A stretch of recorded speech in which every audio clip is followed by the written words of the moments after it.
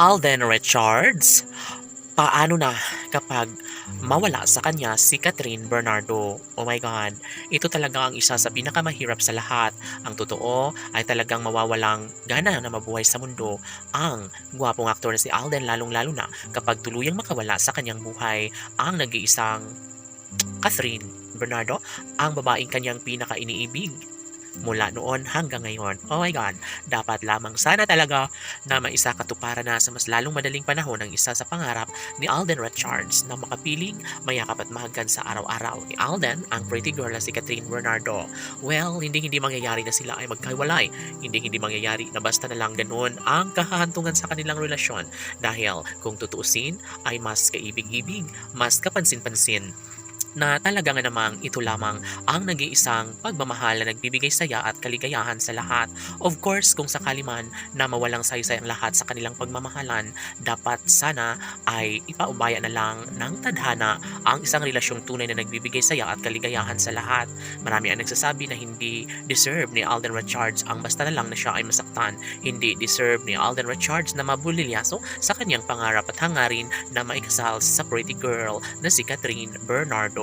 Yes, ito lamang ang isa sa pinaka-the best sa lahat. Sana'y kanilang mapagtagumpayan ng lahat dahil una ay tunay na minamahal ni Alden Richards si Catherine Bernardo. Pangalawa at huli ay ito lamang ang isa sa hangarin ng binata na makasama sana hanggang sa pagtanda si Catherine Bernardo. OMG!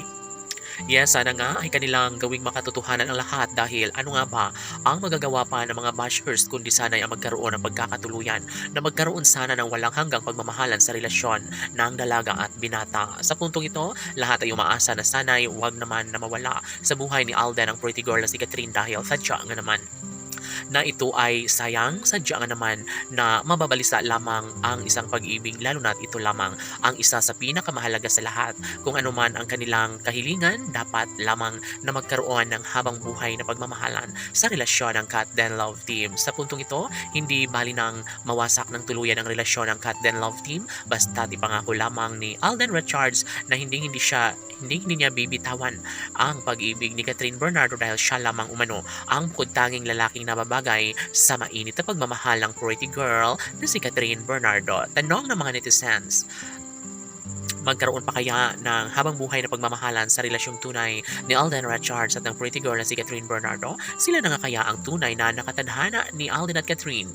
Well, umaasa ang taong bayan na sana ay magkaroon ng kasagutan ng lahat at sana'y sila na nga ang haharap sa altar at mga kung sila na nga ang magmamahalan hanggang sa pagtanda. Sana si Alden at Catherine na lang. Laban!